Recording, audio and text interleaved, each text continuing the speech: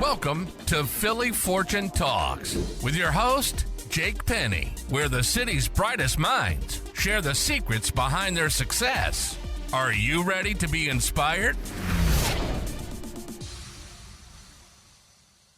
In this episode, we sit down with James Harris, a visionary leader with over 20 years of experience in education and entrepreneurship. James has built a reputation for pioneering work in the public and private sectors. From orchestrating successful startups to leading large-scale expansions, his expertise spans across marketing, operations, finance, mergers and acquisitions, and making him a dynamic force in business strategy and leadership. Tune in as we explore his journey, insights, and the innovative strategies he employs to drive sustainable growth and profitability. James, it's a pleasure to have you on Philly Fortune Talks today. Oh, thanks for having me.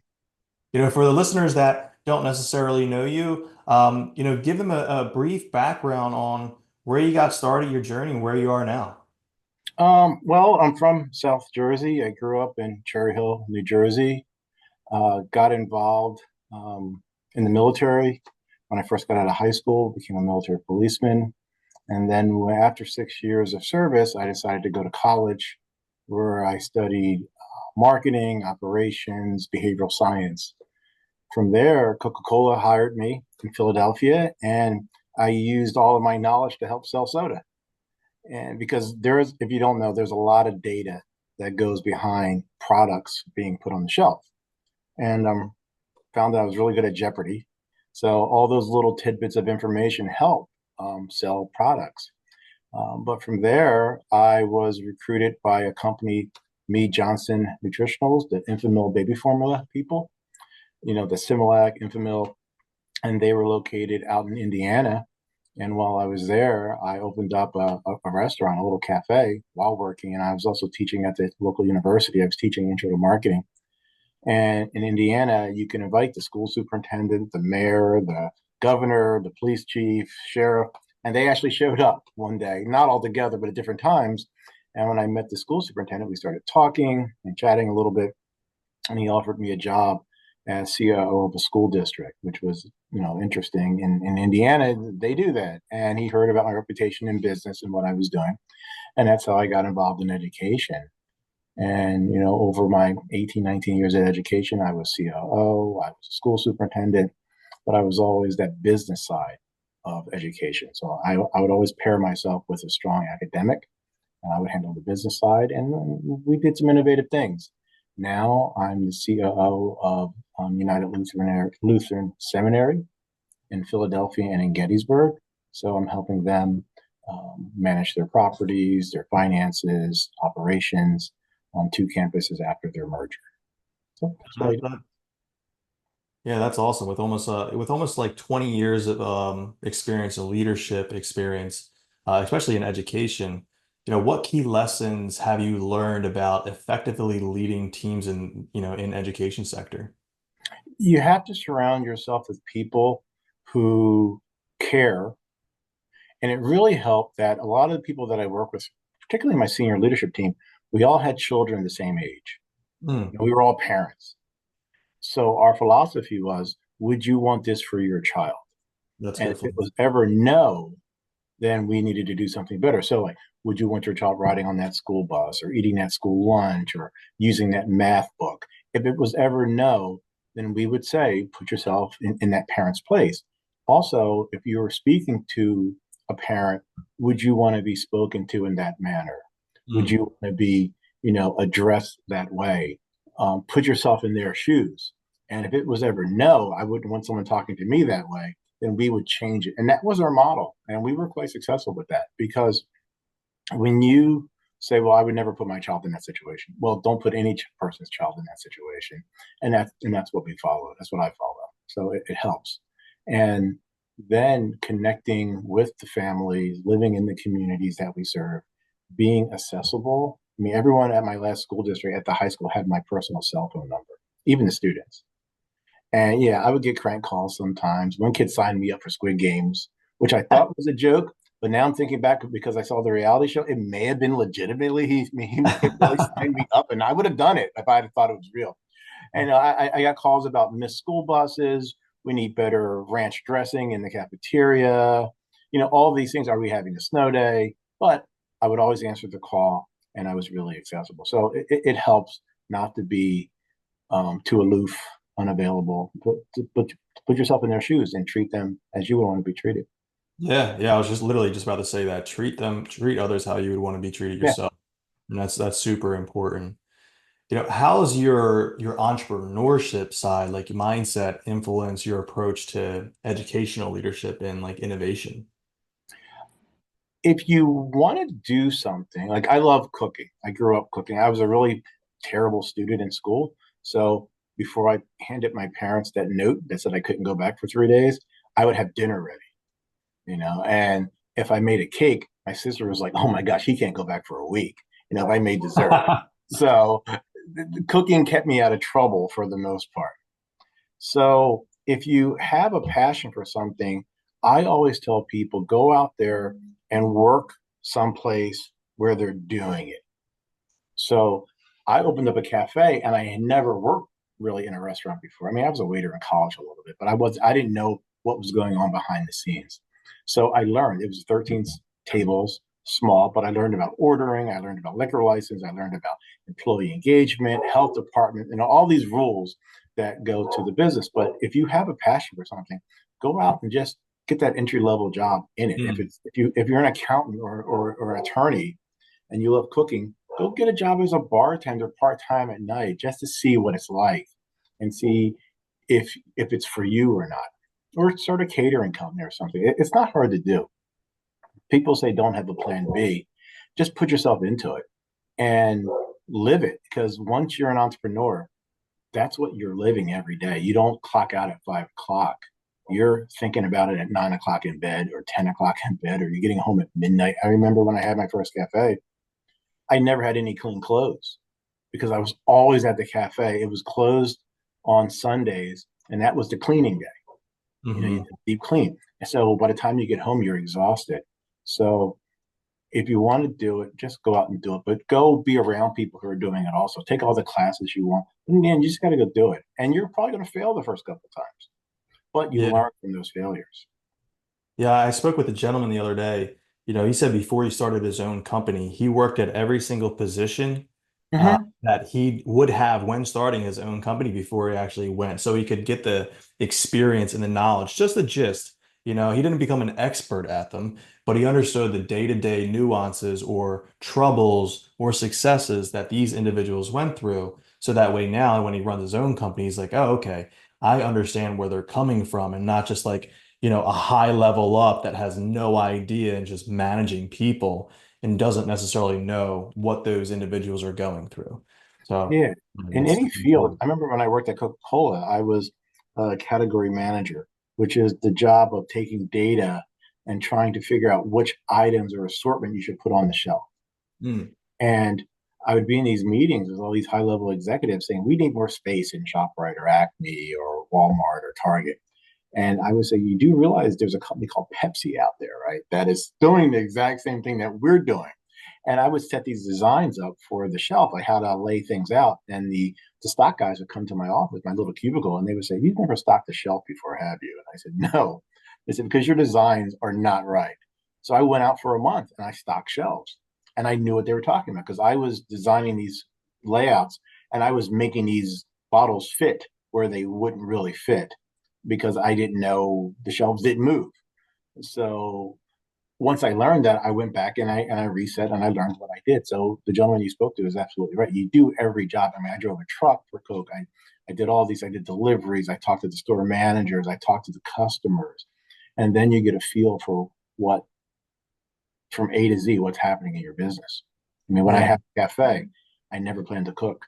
I just planned to. I thought I would wear a white suit, and I was okay. I'm in Indiana. I thought I'd wear a white suit and a big white cowboy hat and sit there and smoke a cigar in the corner. I don't smoke. I don't have on a cowboy hat. I don't own a white suit. I don't know why I thought that would be me. But in the end, I'm taking the trash out. I'm doing the dishes. I'm bussing the tables. When one of the cooks got sick and couldn't work anymore, I got behind the grill. Mhm. So I'm serving food. I'm running I'm doing the taxes. I'm taking care of the liquor license. I'm cleaning the snow off the front walkway. I'm wiping the windows down, cleaning the tables. So you do everything. And you can't Yeah. think you're going to wear a white suit and a cowboy hat and smoke a cigar in the back of the room and be like, yeah, I'm telling everybody what to do. It just doesn't work that way. No, no. At the end of the day, you got to do whatever it takes Yeah. to keep moving forward. I always thought like, oh, I'm gonna wear suits and I'm gonna wear custom tailored stuff all the time and be in my shiny wingtips and da da da da Yeah. da. It's like, nah, Nah. I'm barely ever in a suit. Yeah. I hate ties. I mean, I have a whole stack of ties. I don't think I've worn a tie. Oh my gosh, it's so long. It's just not comfortable. Yeah. How do you approach leading organizations through periods of change and uncertainty? Well, you have to know where you want to get to. There are a lot of companies now, particularly after COVID, have merged or found that they couldn't sustain what they were doing, so they want to work with another organization. So they merge, but they have this perception that it's years down the road after they merge. They don't understand that there's duplication of effort. You may have too many redundancies in your organization to go with another one. So you really have to sit down and say, okay, should we use this accounting software? Should we use this payroll software? We're virtual, where you're in the office every day. There's different mindsets, there's different leadership styles. And I worked with one organization, they had co-CEOs, and the Oh, co-CEOs were going to therapy together to get along. In the end, after about a year of the merger, one CEO backed out and left the company because they were trying to do this hybrid model that just didn't work. Sometimes traditional is best. So when you have an idea and you want to plan it out, do it in stages and then see how it worked. And if it didn't work, retool it. Don't try to move too fast and think that it's going to be easy, because it isn't a lot of times. It takes time for people to get used to it. They say it takes like 10,000 hours to be good at anything. Well, if you merge and it's only been 30 days, most likely, you're on Gmail and they're on Outlook or something, so there's a lot of things that you have to just tweak that you may not consider. yeah, the corporate culture is different and everything, Yeah. and it takes a while for those two roads to collide and then jive together. Whether that's operation sides, different management softwares, and then also, like I said, corporate culture in general, right? Two different beasts working in their own ways, and then they have to figure out how to work together and be, it's symbiotic. So it Yeah, takes I a know while. there were some days when I would come into the office because everybody was in their 20s and I'm in my 50s. And I would be the only one in the office. I'm like, I'd like to come to work every day. And they're like, no, we're hybrid. We work remote. I'm like, but don't you want to come in? They're like, what are you, crazy? We don't come in every day into the city. I'm like, oh, well, I take the train from Norristown or Trenton and I'm in the city. And no, there's no one in the city on Monday. I was like, what the heck is going on? There were no lines or anything, but people, it's just changed. It's different now. So when Yeah. you're hiring people or when you're developing your organization, is it a hybrid organization now? Is it in person? Is it virtual? Who knows? As financial management is, pretty critical aspect of, the education sector and whatnot. How have you successfully balanced like budgets while also driving like innovation and also maintaining the high standards? I would always tell the boards that hired me, I will never ask you for more money. So at one district, my budget was 80 million. Another one, it was 100. I did operations for Philly schools, and it was 10 times that amount. But it's all really a percentage or a perception of what you have to do. And I would say I would build the best program for $80 million. I'll build the best program for $100 million. Now, 85% of that, it goes to salaries. So you have to look at how you order things, how you invoice. You have to look at your costs, just like at home. One of the things, because I was an operational person when I ran the whole organization, I looked at the timeline of when we would order things and could we get things cheaper, or do we need those things instead of just ordering things every year because we ordered them every year. Is it necessary? But just look at your refrigerator. You buy probably a bottle of ketchup when you go to the grocery store. If you're going to have a barbecue that weekend, you may buy barbecue sauce, ketchup, mustard, mayo, and relish, a number of things. But you're not buying that every Friday. It's for certain occasions. And you're also not buying 10 bottles of ketchup at one point from Costco or Sam's or BJ's because you use 10 bottles all year. You're buying them as you need them. Right. That goes back to my Coca-Cola experience, days of supply on the shelf or what's in your fridge. Why would you outlay all those funds for something that you could space out over a number of months or years? And when you're looking at staffing and when you're looking at contract negotiations, all that's really important because you don't have an unlimited source of income. And in different states, the way they fund education is different. In Indiana, you send it to the state, and in Pennsylvania, you send it to the board, and Mm. they vote. They vote. It's on a local level, so it all varies. But you have to be able to put your best product forward with whatever budget you have, and you can't complain. Oh, if I had another $10 million, we would be successful. But that doesn't work that way. Just like the way Yeah. you come home, if you're making $100 a week, you have to live off of $100 a week. And if you're supplementing that with credit cards, then at a certain point you're going to top out, and you're going to have a problem. So you don't want to finance what you're doing. You want to make sure you're living within your budget. Yeah. And, you know, in your experience, what is like the best way to instill, entrepreneur mindset in the students and educational professionals?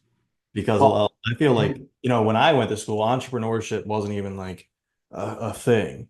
Now it's becoming a thing. Maybe even a thing in school. I don't know. I'm not in school, so I don't know. But how did you go about that? I have like 29,000 connections on LinkedIn. I think the max you could have is 30.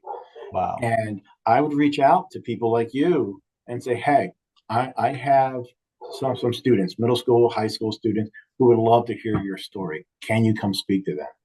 And now since COVID, we could do things remotely because COVID did that. COVID brought out Teams and Google Meets and everything and Zoom. But back in the day, I would say, can you come to my school and talk to my students? You're a dentist, you're an engineer, you started your own, advertising agency, and people would love to come and get in front of the kids and talk to them. And the first thing the kids would say was, how much do you make? What do you make? And okay, you do. That's pretty cool. That's pretty cool. So getting the kids in the mindset of they could become anything that they want if they put their mind to it, and getting people in front of them to show them and make that connection on who they are. And hopefully they make that connection. They can get internships and co-op opportunities and just be exposed. When I was out in Pittsburgh running a school district, I would meet with these university presidents, Duquesne, Pitt, Penn State, Allegheny campus, all the ones out there. And they would say, how can we help you with your students? And I would say, let my kids spend a day on your campus from third grade and up. The college kids are going to kick out seeing the little third graders walking around, the fourth graders walking around, but let the kids experience what a day is like on your campus. Let them see the classes, let them talk to the students. And it ignites an energy in them where they now see something that they may have never experienced before. Just like at Temple and Penn and Drexel, a lot of kids live in that neighborhood, but they've never been in one of the Drexel's labs. They've never been in one of the Temple's lab or Penn's lab or St. Joe's or Villanova. They've never really been inside their facility. They may have walked past the campus, but they go in, they're like, wow, I want to go here. I want to be an engineer because no one in their family is an engineer. So you have to show them what it's like. A lot of kids want to be rappers or athletes because that's what they see. However, that's rare. But you can own a cafe. You could become an architect. You could do a lot of things. Open up your own shop or your own business. You can become a great contractor or a construction person or a plumber, electrician, HVAC. All that's available to them. They just have to be exposed to it. Yeah, and I think that's so important is exposure because, when we're brought up, we only know of what's in like our family or our friends. And sometimes that's very closed, right? And yeah, they don't have access to a lot of things. So that's really awesome. Like when I was in school, they only had ever one person come in and he was a Hollywood guy. He went to our school. I forget his name. This was like in ninth grade or something like that. And he was a Hollywood producer. That was like the highlight. Like after that, everybody wanted to be, an actor or something like that. But it would have been really cool to have people come out that are business owners or whatever it may be, just to talk to the kids like, hey, this is what I do. This is possible for you. And give them insight and exposure to those different things. because for a lot of people, it's always like one way. It's Yeah. whatever their parents tell them they should do. And, usually they go down that hole. Where, what you've done, they get an array of things and then ultimately they kind of make the decision themselves. Yeah, I would always tell the students, I'm not here to tell you what you should do, but I want to make sure when you start and end, every opportunity is available to you. That's it. Mm. So I'm going to keep you out of trouble for as much as I can. I'm going to educate you in a very diverse way and want you to be a lifelong learner. So whatever you want to do is still available because a lot of kids, particularly high school kids, they will do things outside of school or sometimes in school that'll start closing doors on them. So Mm. I would always try to keep all those doors and opportunities open for them. So Yeah. I would meet with the police chiefs, the officers, the judges, the probationary people. I would say, no, let's give them another chance. Let's give them another chance. Let's keep their record clean. They're learning. They're teachable moments. I know when I was in middle school and high school, some of the things that we were doing to each other, that, it's like, oh my gosh, that cameras weren't everywhere because we were Yeah. doing stuff to each other.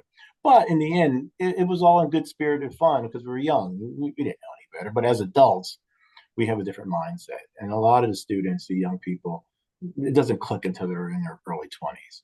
And you Yeah. don't want to have them have done something when they're 15, 16, 17 that will screw their lives up in a direction where they can't recover from that. Very, very, very true.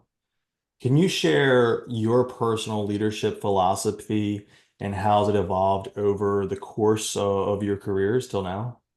When I first started getting in positions of authority, I was like, I'm the boss. I'm the boss. Do whatever I say because I'm the boss. Because when you're in your 20s and maybe you're even 30s, you may get a boss who's mean. You're like, I hate that person. I hate that person. I used to have a boss who would leave me notes, like a yellow sticky notepad, write it in yellow highlighter and Oh leave it on man. my desk, my little cubicle. It would say, see me at 1 o'clock. And I would see this notepad. I just toss it aside because it was in yellow highlighter on a yellow pad. And he would come out. He goes, Harris, did you see my note? I'm like, what note? I said, oh, the one you wrote with a yellow highlighter on yellow paper? No, I missed it. He goes, get your ass in my office. It's like, I didn't know. You black or blue like everyone else does. Don't take a Yeah. yellow highlighter.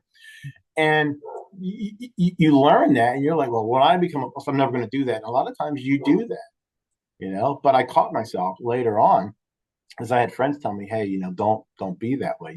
Would you want to work for you? And I was like, Mm. No. So I changed. And I think once you get some inner confidence and some experience, you become someone who is mission driven, focused.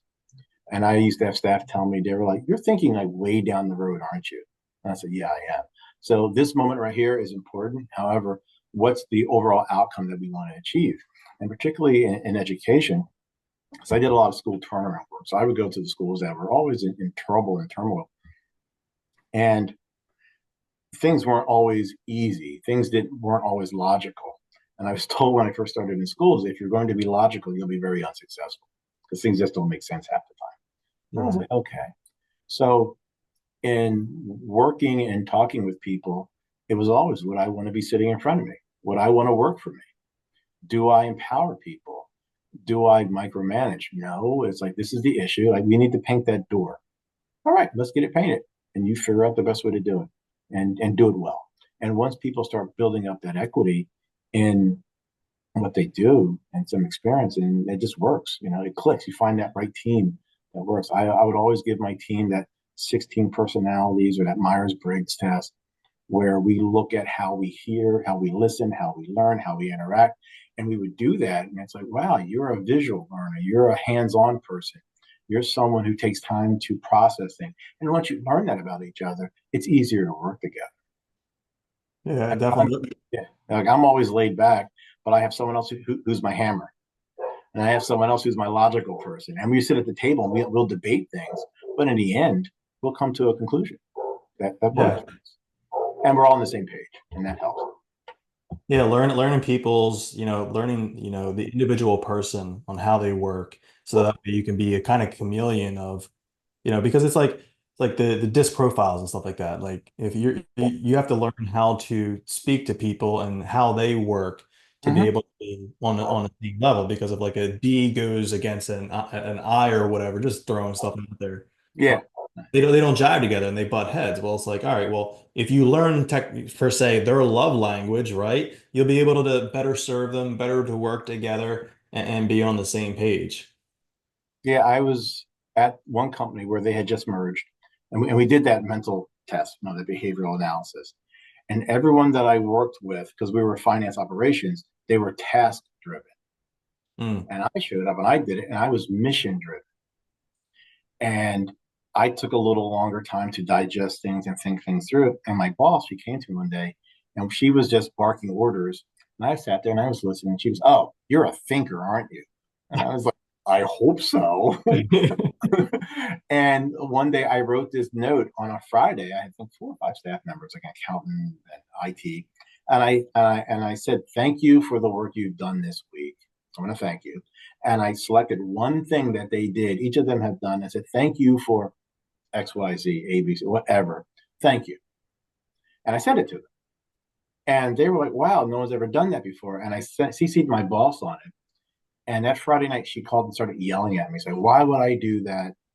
Why didn't I tell them things that they needed to do for the following week?" And I said, "Well, my staff is task driven and they get overwhelmed. So if I hit them up with more tasks Mm. for the following week, they're not going to enjoy their week and they'll be thinking about those tasks." So Monday morning, I wrote back, "Hey, everybody, hope you had a great weekend. Hope you got time to relax and spend time with family and loved ones. This week, we're going to be doing these 3 or 4 things. So we'll meet on Tuesday to discuss. Let's have a great week." Because I knew task-driven people, when you start listing tasks that they have to do, that's all they're going to fixate on. I wanted them to take a deep breath, inhale, relax, and go see a movie, on the weekend, not think about the task at hand. But on Monday, hey, let's get back to it. Let's get busy. But once again, you have to know who you're working with, who you're managing, who your people are. Because if I hit them with the tons of tasks, they would just be like, "Oh my gosh, oh my gosh, oh my gosh." I didn't want them to do that. I wanted them to relax and have some fun. For sure, for sure. And many professionals, entrepreneurs, may be thinking about building income, whether that's passive or active income outside of their current profession or securing like financial security.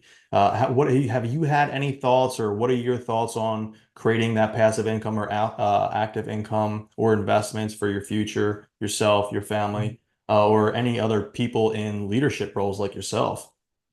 Yeah, just realize that like I do properties, so I Nice. like that. But once again, if you're a landlord, you have to deal with people. Yeah. Now, I have a great tenant, but you can get people who destroy your property, who are very needy. I know some folks who rented their townhouse out. They bought a house and then they rented their townhouse out. And it was like, do we go homeowners assistance or do traditional? So homeowners assistance, the county or city will always pay your rent at a minimum. But if not, you have to rent traditional and you have to go collect the rents. And you got to deal with people. I knew some folks down in West Virginia. They owned over 100 properties, and I was like, "My gosh, how do you do that?" And it was a husband and wife team, and every month, the first of the month, she said, and he said it was very hectic, but they went out and did that, and that's their thing. But you have to maintain the properties. You have to, the plumbing, the electrical. Who knows what's going on? Insurance, make sure everything's covered. But if you want to do other investments, online businesses and things like that, you want to sell stuff. My son was doing sneakers for a while. He had a room full of Nike sneakers. I was like, "You're crazy." I said, "One, your inventory level is too high." And he's like, "What do you mean?" I said, "You invested in all these shoes. Now you have to sell them for Mhm. more than what you purchased. What you should do is have a source for your sneakers that you don't have to commit to the purchase. Find a buyer, be the go-between, and sell them that way, where you don't have to acquire the actual product." And also, I was stealing some of his shoes too because they fit and I really liked them. Now he's like, "Hey, I'm missing a pair of yellow Nikes." "Oh yeah, there's $10. I took them." Yeah, but in the end, he didn't understand that model of business, like just in time or pass through. So I would say if you want to do something, start small, understand the business, understand finances, understand taxes, because the IRS will find you.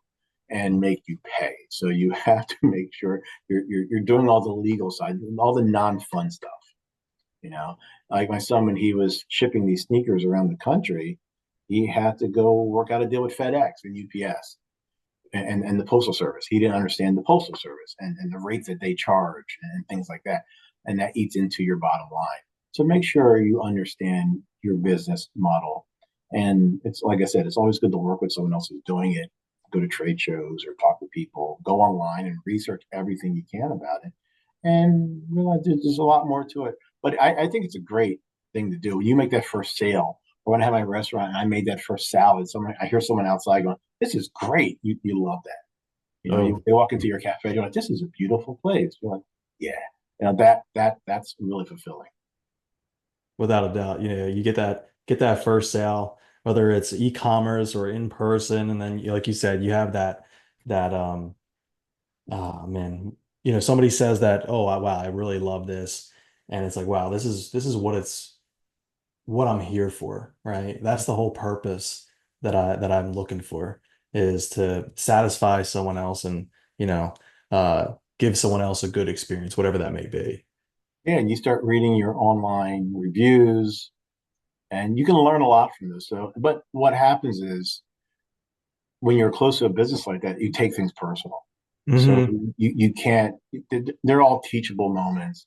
Everyone's not going to be your fan, but you just got to keep doing what you do and read the reviews and learn from them. You know, For sure. everyone's not going to be your fan. However, if you read between the lines, a lot of times you can learn and get better from that. You know, like when I have my restaurant, people will say, "Oh, it took too long for certain things. Took too long for that. Took too long for that." It's like we have to do better on the turnaround from the ordering to the getting the food to someone's table. If someone said, like when I first started, I did um, like American cuisine. We had like pork chops and um, jambalaya, chicken and dumplings. And depending on who prepared it, it was different. So I sat down with my cooking staff and we realized we needed to agree on one recipe for chicken and dumplings.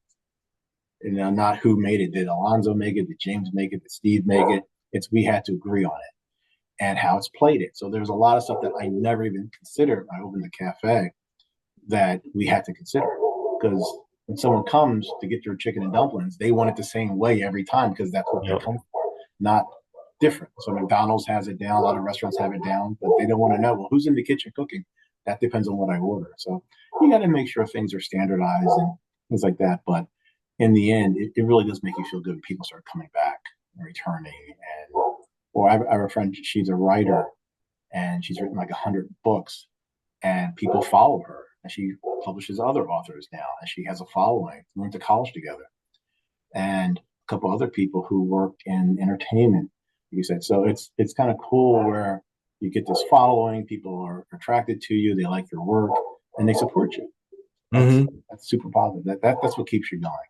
Yeah, yeah, absolutely. Because, you know, it gets lonely at times. So to have that, you know, back and forth with that gratification from your clients, your customers, whatever that means, whatever it may be, it is really nice. Yeah. Uh, but, you know, it was a pleasure to have you on Philly Fortune Talks today, James. You know, for listeners that want to get involved with you or learn more about what you're doing, what's the best place for them to go to? Well, I'm on the United Lutheran campus. You can go to their website. You can see my contact information on there. And it's fun. It's fun. We're out in Chestnut Hill, Mount Airy area, so it's a great little strip of entrepreneurs on the street. You know, they got the dry cleaners, the cafes, the little sports bars, and the Wawa. And the Wawa. But it's a great little downtown over Mount Airy and Chestnut Hill and Germantown Avenue. That's where the campus is.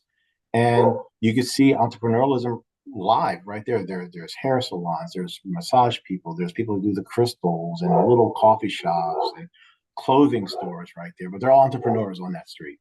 And it's a great place to be. And I always try to support when I go to lunch or have dinner, go to a local establishment because I know how hard it is to keep your doors open. And it's great to support local people. For sure. Well, it was a pleasure, James. Thank you. Thanks for tuning in to Philly Fortune Talks with Jake Penny. Inspired to share your success story? Visit phillyfortunetalks.com/guest and let's inspire together.